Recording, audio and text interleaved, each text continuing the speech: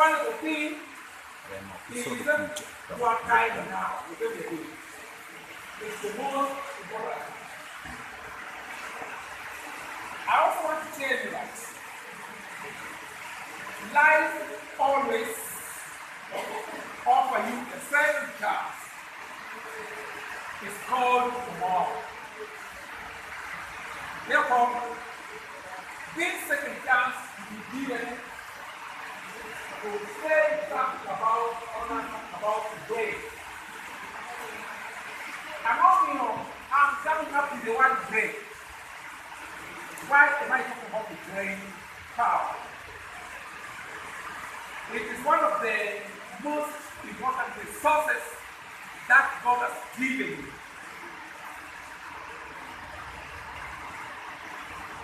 I've been critically looking at the brain. Why did God decide to put the brain up here and not down there? I don't know whether you've thought about it. Why did God decide to put the brain up here and not down there?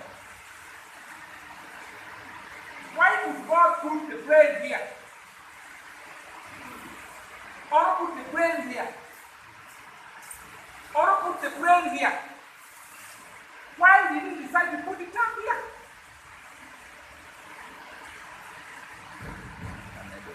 God decided to put the brain up here because the brain is the most important organ of the body. It overlooks other organs. God is up there and God puts the brain near him. This brain that I'm talking about, the researchers have really looked at the brain so much. It's a mystery. The brain is something that is a machine that most researchers to understand and analyze it fully. It's a mystery. I've also done a bit of research in the brain. Apart from being a teacher, I also became a researcher and I'm a researcher. I've done research. I'm still doing research. For those people who are going for higher learning, as you get on and on, you don't have number one, number two, number three. What you do is research. Research is the mother of all knowledge. So you go to research. Research is looking for that information. I did a bit of research and came up with a book. What's the name of this book? Yes, The Brain Empowerment. I could not write this book without researching. I did a lot of reference. I looked at this information. I looked at this author. I looked at, you see, I researched so much. But I realized that people, even great psychologists, professors, have never understood the working of the brain well. Even great doctors. Which means that in you are holding something which is very, very, very, very important. Because God has endowed you with it. Don't underrate that issue. This brain. In my research, I want to look at the physical part of the brain.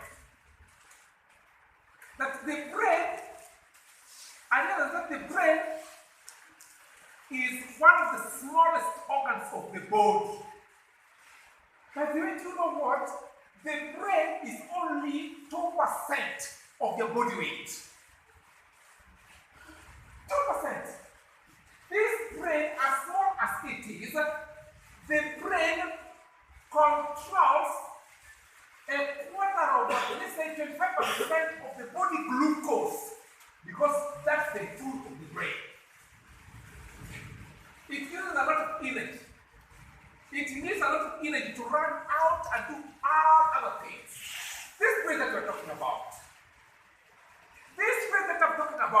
I'll tell you, the brain is connected with those other organs using a great network of nerve cells. Not only nerve cells, but at the tip of the nerve cells, you've got neurons. For those who are learning, neurons at the tip of the nerve cells. These neurons are billions and billions and billions, connecting your brain with the eyes, connect the brain with the throat, talk about the ears, talk about the stomach, talk about even the toe, the heart, the spleen, the kidney, the lungs, the liver. Talk about all those things. They are controlled and connected by the brain. And you know what? The brain controls their functions. What is the brain? The brain controls the functions of all those things. Which means that if the brain refuses that, digestion is not going to take place. I want to tell you, the stomach will say, sasa mimi ni nani nikataa?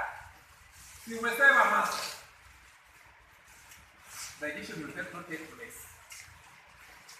If the brain, I want to tell you something. If the brain refuses that, the heart is not going to beat, it will stop. The brain is there to protect you. It controls by protecting you in very, the brain doesn't want you to get hurt. Its work is to control and prevent any harm that comes towards you. That's the brain.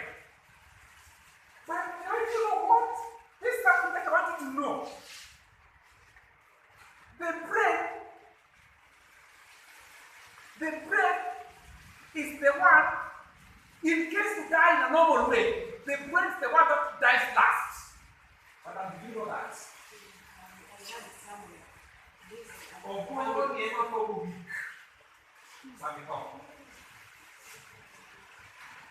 I was just having an information. I went to a bereaved person. Just that person was sleeping in a barrett.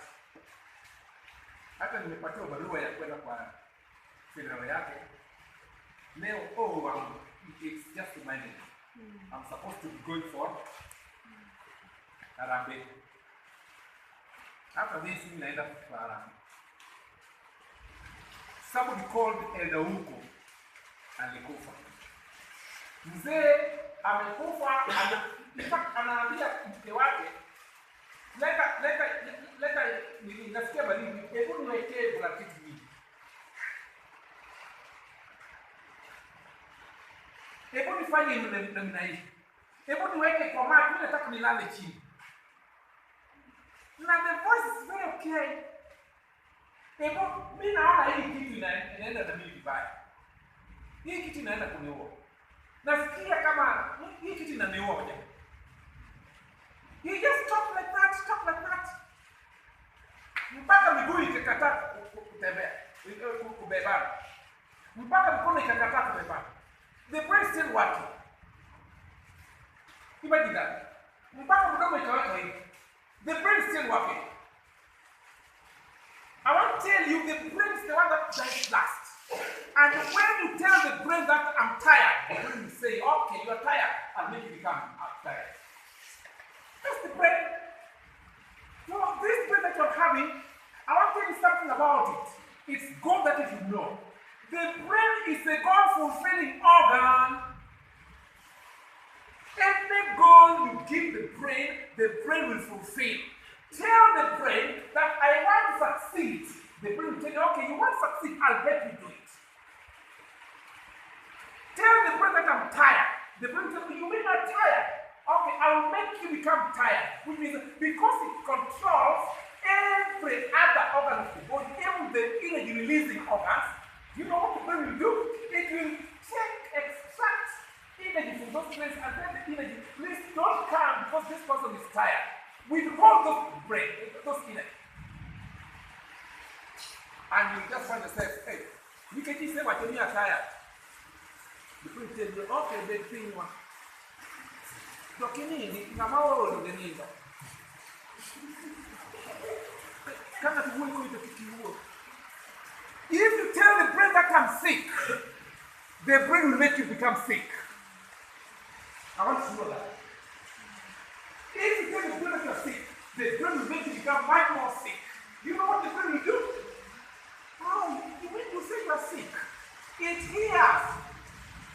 Okay, now how does a sick person move? Take one more. Oh, don't be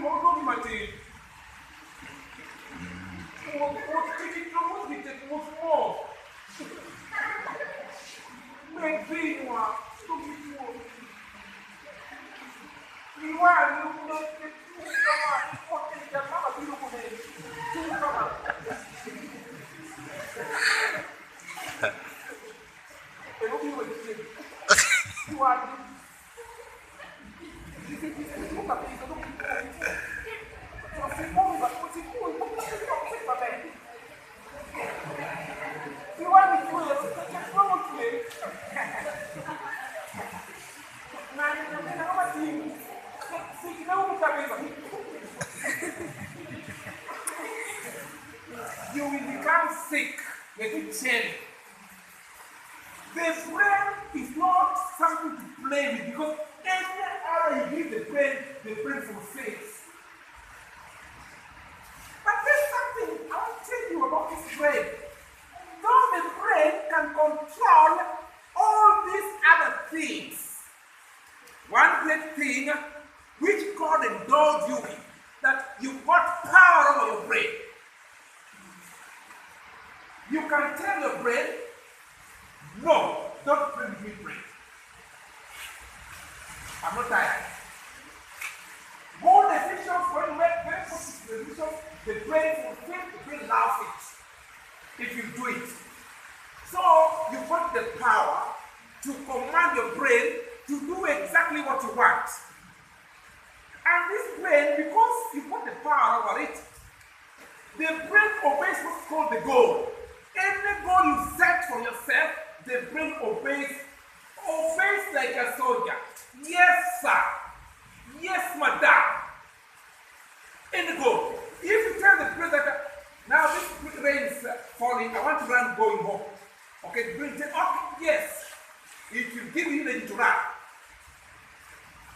If you tell the brain that I want to pass my exams, the brain will say, okay, you want to pass. What do you want to pass it with? The brain wants specific thing. Tell the brain exactly what you want. Like, I want an A. The brain says, you want an A. I'll help you make that A. So the brain is a resource that was given us in a very nice way. We can use it to take us places. But I want to remind you that the brain, what's happening to the brain, that the brain honors your decision. If you tell the brain that I want to be a Christian, a true Christian, so that I live a Christian lifestyle, you mean I'll help you do it. So always have control. Someone who set a thing. Someone who is able to control the brain, control the self. You are able to control even the way the brain works.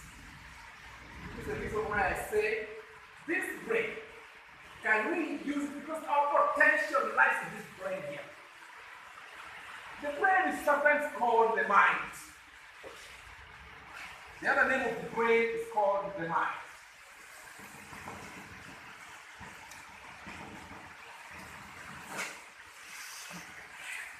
When we talk about the mind, we are talking about the brain. If you don't know, as long as majority of you are those here, how do we call the mind?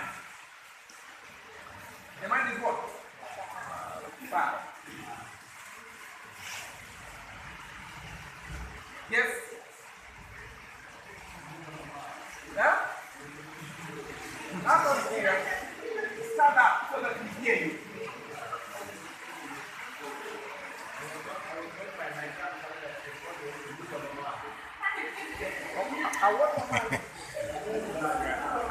Okay. Now that's why we are labeling it.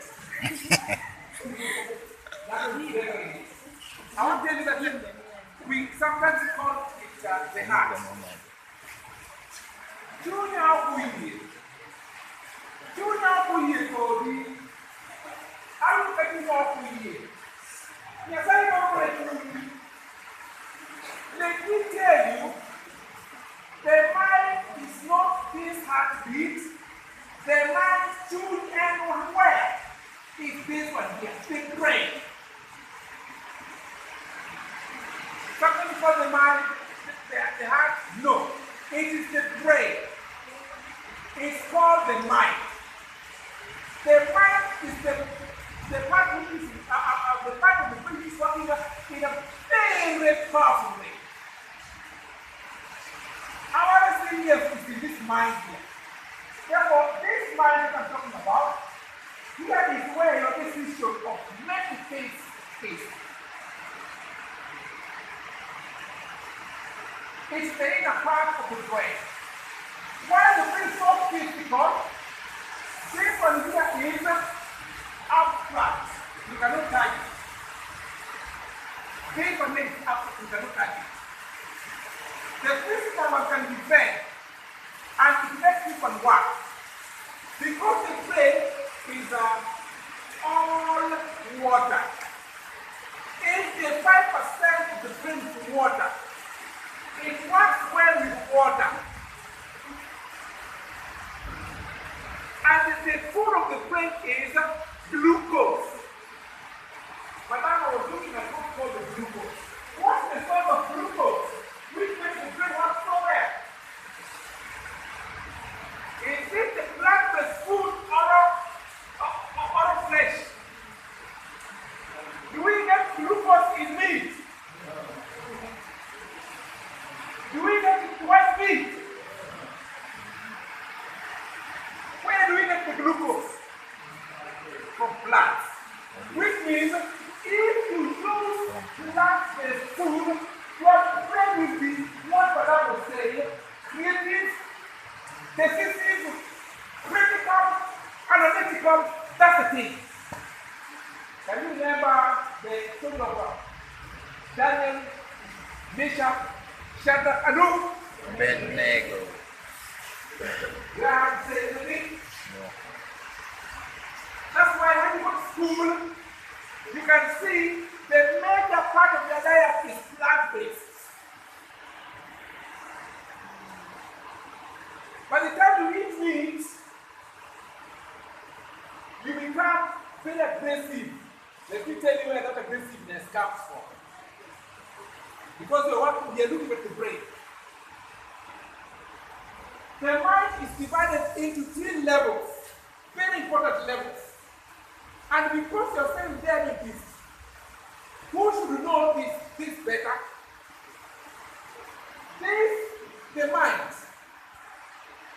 This mind here, I'm seeing people are walking. What's up? People are going this way. Are they going? The mind. Huh? The mind. I hope they're not going this way here. That's why I'm taking this side. I think if you come up and you can If you come up and you can I don't think I will leave that. I'm just saying that the mind is divided into 3 levels. Number 1, the one is called conscious.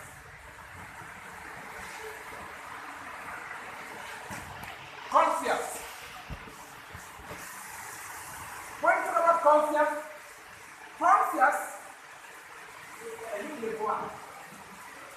a level is like this. Conscious is what you are aware of at any given moment.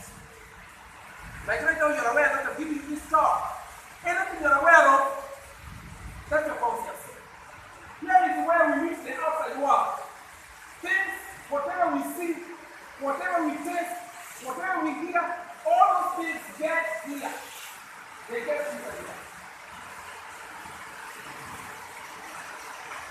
Alafu, ikipita by a microsecond, that information goes to the second level. This is the second level. If you come down here. This second level is called subconscious.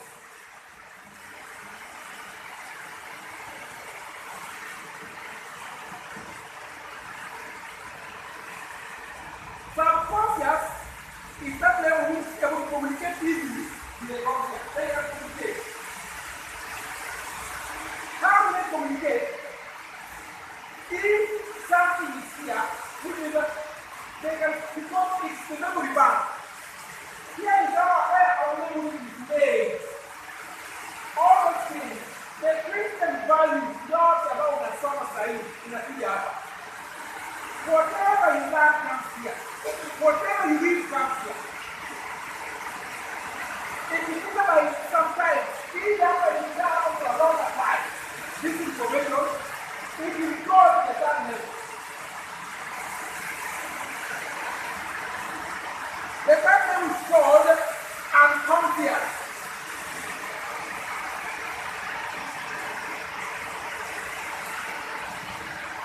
The darkness is called unconscious.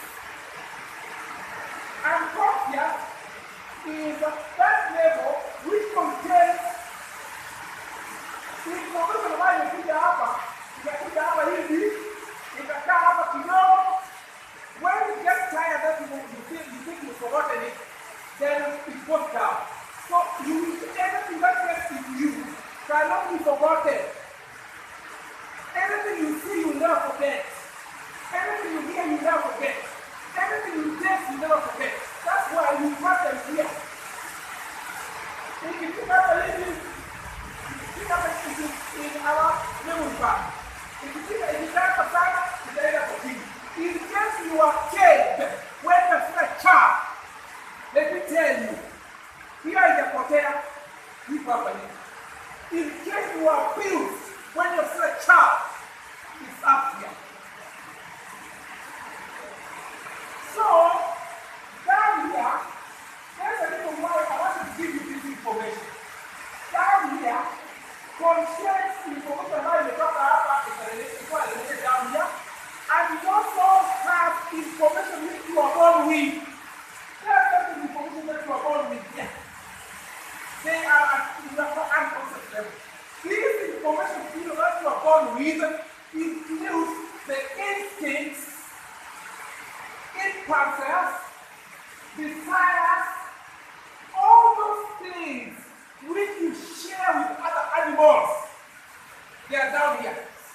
They start to share with other animals down here. Which means that this place is so chaotic. The unconscious level of human being is so chaotic. What we want to do is that this is more that to understand what's inside here. There are certain instincts that we share with the other animals. What are these instincts? The instincts of survival. The instinct of survival. We eat to survive. We don't survive to eat. We share that with the dogs. We share it with cats. We share it with any other animals. This is what is happening down here. We share that here. And this information, if you pick up a hint, what you can control it, but sometimes you cannot control it. If you've got a strong value here, a Christian value embedded here, it will not come down here. This information will not come down here. Because this is a place where you eat anything and you survive, you share those things with the other animals. Nobody can teach you to eat.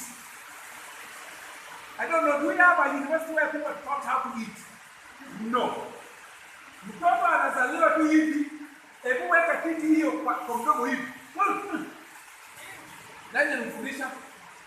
Hakuna. We share that one with a cow. A cow inaogopa the cat inaogopa huko chini. Now the first thing, but the cat is free to eat, it is trying to start up. It's free to eat. Wakiweza clean it, I'm smart. Sasa unaona anafanya hivi. Anafanya hivi. Anatoka hivi. And you know what happens? Mdomo inaenda kwa titi pale. Huko, let me see that happen with titi. And it's like, You see? So the thing is, we share this was with animals. Productive instincts, sexual instincts, which will be taught. We share that with other animals. We share them. Except you want to find yourself controls it here. So that you know that you should not just sleep anyhow. If it's a dog will look for a bigger dog. Here, and that dog is well prepared. It can take care of the children well. Pastor Babu says, it's been empowered to Scott, you see? But here, we find that some of us, with that instinct, we start, you are a small boy, and you're looking for a guy. What sleep with that guy? You are not well prepared. Ukimpatia mimba, utafanya nini? You are a girl, and you know very well that your resources are not there to keep you well with the child, and you just sleep and you sleep like a cook. Yes, hivyo hapo Mungu ni hapo hivyo, Mungu ni hapo hivyo, Mungu ni hapo hivyo. You don't have decision to say that this is God. This is what differentiates us from other animals. That we force decisions to decide the right thing at this level here. So those things are not, we don't want them to come up. Aggressiveness is that we share that one with other animals. When you go to the animal kingdom, wanang'ang'ana na wanakulana kama isivili inagani. Hikaleka gudi. And you know what? When you are like that, you got that instinct, you are a person who is fighting all the time. Which is the instinct of the animal inside you, which you don't control. You go at home when you need to pick up your wife. When you never do it, because you can't do it now. When you think I'm not too far, you are a dark animal. So, Christian values are prepared to that and then that they eradicated. So that it doesn't come out here. Let's work on your work. God, Jesus Christ has really helped us. If I were not a Christian, you could have seen. You know that what's talking there? The animal will do. So I want to know how to do it, how to prevent that from coming out. So the thing is, if you got one Christian value here, you make it clear that it is good. I want to tell you with positive, with love. That is which is animal like you come up here. That's why he said you are sinners by nature. But because God came and did what? And saved you, you are now a good person. You see? This is where you operate now. And this is the reason why God says your mind